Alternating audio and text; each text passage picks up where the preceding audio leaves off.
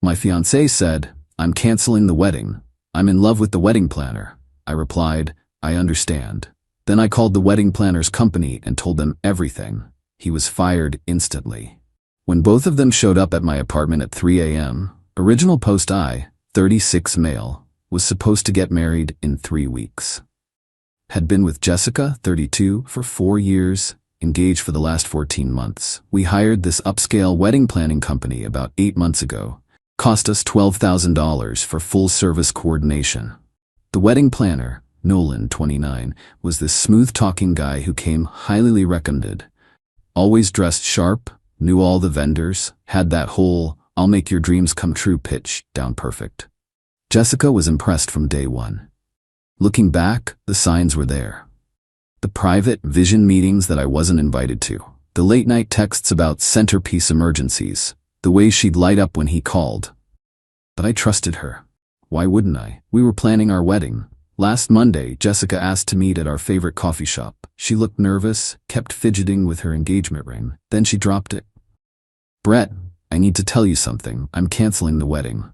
My coffee cup froze halfway to my mouth. "What? Why? What's wrong?"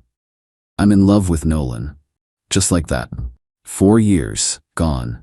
No build-up, no, we need to talk about our relationship, just, I'm in love with the wedding planner. "How long?" I asked. 2 months. We didn't mean for it to happen. It just did. 2 months. While I was taste-testing cakes and picking groomsmen gifts, she was falling for the guy we were paying to plan our wedding. "So you've been?" "Yes." At least she didn't lie about that part. I sat there for maybe 30 seconds, processing. Then I said the only thing I could think of, "I understand." She blinked. You do?" "Yeah, these things happen. I'll handle canceling everything." She actually looked relieved. "Oh, thank God, I was so worried you'd make a scene. Can we stay friends?" "Sure, Jessica, whatever you need." She left after some awkward pleasantries about dividing our stuff. I sat there for another 10 minutes, then pulled out my phone. First call, my buddy Greg, who's a lawyer. "Need you on standby, might have some contract issues coming up." Second call, Prestige Event Planning, Nolan's company. "Hi, this is Brett Morrison. I need to speak with Mr. Castellano, the owner. It's urgent regarding Nolan Thatcher." Update 1. The professional consequences got through to Mr. Castellano within an hour. Turns out, Prestige Event Planning has a very strict policy about fraternization with clients. It's in their contract, their employee handbook, everything. They've been burned before. "Mr. Morrison, what exactly are you telling me?" "Nolan has been having an affair with my fiancée Jessica for 2 months. She just ended our engagement to be with him. I have texts, emails, and I'm happy to provide her confession if needed." Dead silence for about 10 seconds. "Mr. Morrison, I am deeply sorry. This is unacceptable. We'll investigate immediately." "I'm not looking for a refund," I said.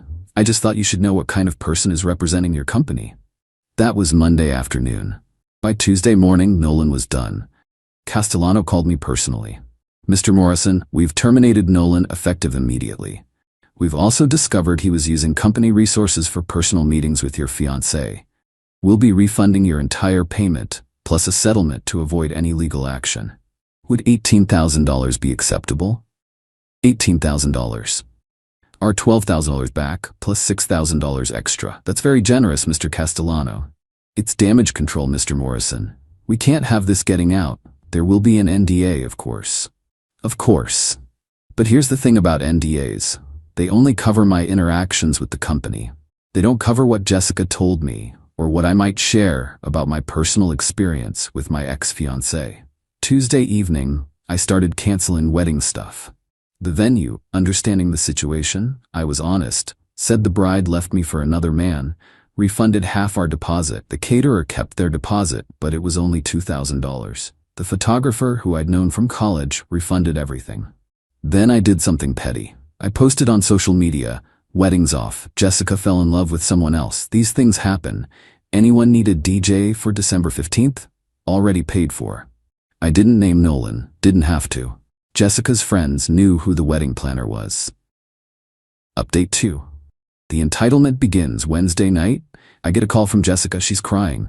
"Brett, what did you do? Nolan got fired." "I didn't do anything. I just informed his employer that he was sleeping with a client." You vindictive bastard, you said you understood. I do understand. I understand that he violated his professional ethics and his employment contract. Natural consequences, Jess. He's going to lose everything. His apartment, his car, they were all tied to his job. Sounds like he should have thought about that before starting an affair with a client. I'm a person, not just a client. To him, you were both, and that's why he got fired. She hung up on me. Thursday morning, 7 a.m., someone's pounding on my door. It's Jessica with her sister Meredith. Meredith starts immediately. You need to call that company and fix this. Tell them you were mistaken. Morning to you too, Meredith. No. No? You destroyed Nolan's career over jealousy. I reported an ethics violation. His company made their own decision. Jessica jumps in. Brett, please, he's talking about suing you for defamation. I actually laughed. Or what? Telling the truth? Good luck with that. I have your confession, text between you two, and a recording of our coffee shop conversation. You recorded me? One-party consent state, Jess. Completely legal. Meredith tried a different approach. What about the deposits? The wedding costs? Jessica says you're keeping everything. I'm canceling everything and eating the losses, except for what I can get refunded, which goes to me since I paid for it all. That's financial abuse. No, that's me not paying for Jessica's wedding to another man. They left after more shouting, but this was just the beginning. Update 3. 3 a.m. Visit Friday was quiet. Too quiet. I should have known something was coming. Saturday, 3:07 a.m. Bang, bang, bang on my door. I check my doorbell cam. It's Jessica and Nolan. I talk through the speaker. Go away or I'm calling the police. Nolan starts yelling, open this door. We need to talk man to man. We have nothing to discuss. Leave. You cost me everything. My job, my reputation, everything. You cost yourself everything when you slept with a client. Jessica chimes in. Brett, please, just hear us out. Nolan has a proposition. Against my better judgment, I opened the door but kept the chain on. Nolan looked rough, unshaven, wrinkled clothes. Far cry from the polished professional I'd hired. 5 minutes, I said. Nolan pulled out his phone. I have emails here. Emails where you talked about Jessica. Private things, intimate things you shared with me about your relationship problems. I stared at him. Are you trying to blackmail me? I'm trying to make a deal. You call Castellano, say it was a misunderstanding, and these emails stay private. Those emails were sent in confidence to our wedding planner about our relationship.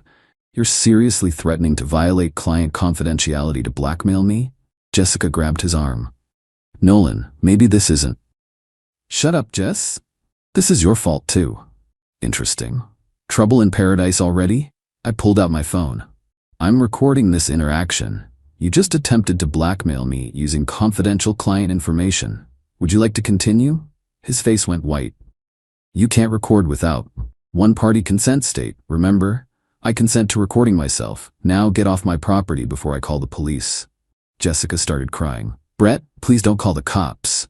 Nolan's already lost everything. Then he should stop trying to commit crimes. Leave. Now. They left, but not before Nolan punched my doorframe. I got that on camera too. Update 4. The unraveling Sunday afternoon, I get a call from Greg, my lawyer friend. Dude, did you piss off a wedding planner? I just got the weirdest threatening email. Nolan had sent emails to my employer, my parents, and several friends, trying to share proof that I was an abusive partner who sabotaged true love. The emails included screenshots of me venting about normal relationship frustrations, taken out of context complaints about wedding stress, some creative fiction about me being controlling. Problem was, he sent them from his professional email that still had his former company signature. And he forgot that those emails also showed his responses, including several where he was clearly flirting with Jessica while pretending to give professional advice. Greg was laughing. This idiot just gave us everything. He's violating client confidentiality, admitting to his affair timeline, and showing professional misconduct. Want me to destroy him? How much would that cost? For this slam dunk, I'll do it for the entertainment value. Maybe throw me a nice bottle of scotch. Monday morning, Greg sent a cease and desist letter to both Nolan and Jessica. It outlined the blackmail attempt with doorbell camera footage, the violation of client confidentiality, harassment through defamatory emails, a promise to pursue criminal and civil charges if they contacted me or anyone in my life again. But the best part? Greg CC'd Castellano at Prestige Event Planning. Castellano called me an hour later. "Mr. Morrison, I've just seen the letter your attorney sent. I am appalled. We're pursuing our own legal action against Mr. Thatcher for violation of his NDA and client confidentiality. Would you be willing to cooperate?" Absolutely. Turns out, Nolan's contract included a clause that he couldn't use client information for any purpose outside of company business for 2 years after termination. The penalty? $50,000. Update 5. The Spiral Tuesday. Jessica's dad called me. Richard had always been a straight shooter. "Brett, what the hell is going on?" Jessica's at our house crying about lawsuits and destroyed lives. I explained everything. The affair, the confession, the blackmail attempt, all of it. Long pause. "Jesus Christ, she left you for the wedding planner and he tried to blackmail you?" That's the short version, yeah. And now they're both being sued? Nolan is. Jessica just got a cease and desist. Another pause. "Brett, I'm sorry. We raised her better than this." "Not your fault, Richard." "The hell it isn't. Look, what can I do to make this right?" "Nothing to make right. Just keep them away from me." Done. And Brett, that money we gave Jessica for the wedding? That was for both of you. I want you to have it. Richard, I can't. It's $15,000, Brett. Consider it an apology from the family. I'll handle Jessica. Wednesday morning, I woke up to 52 text messages from an unknown number.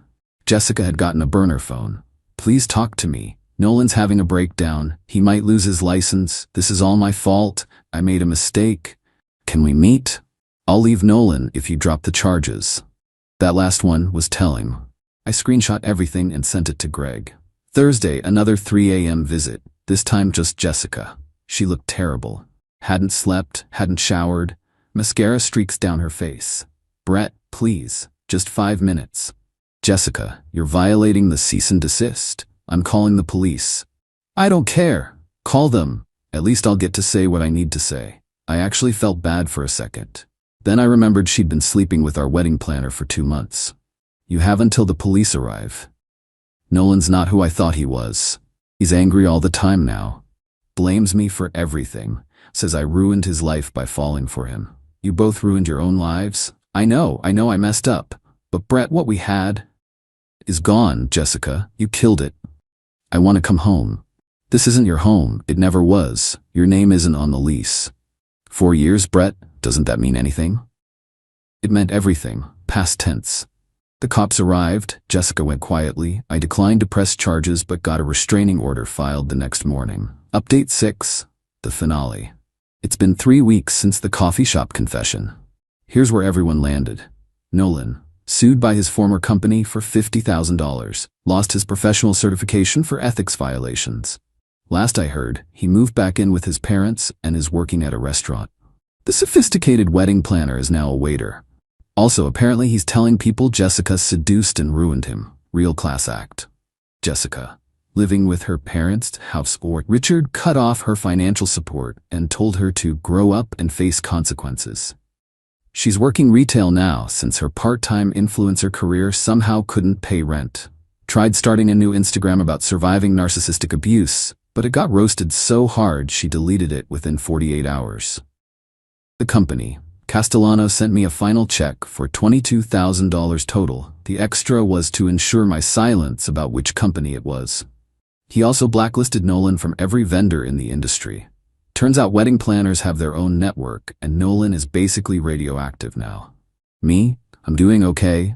Not great, not terrible, just okay. Went to therapy for a few sessions to process everything. Took a solo trip to Vegas with some of the wedding refund money. Lost $500 at blackjack, but had a blast. The apartment feels different now. Emptier, but also cleaner somehow. Like I fumigated the place of toxic energy, or whatever Jessica would have called it. My brother summed it up best. She left you for the help and thought you'd just take it. Instead, they both got exactly what they deserved, each other and nothing else. Final update. One last visit yesterday, 6 weeks post-confession. I got one final visit. Not from Jessica or Nolan, but from Nolan's ex-girlfriend, Valentina. You're Brett, the groom? Ex-groom, but yeah. I wanted to thank you. Turns out, Nolan had been gaslighting her for months about why he was coming home late, why he was so secretive about his phone. She suspected something, but he convinced her she was paranoid and controlling. When he got fired and the truth came out, everything clicked.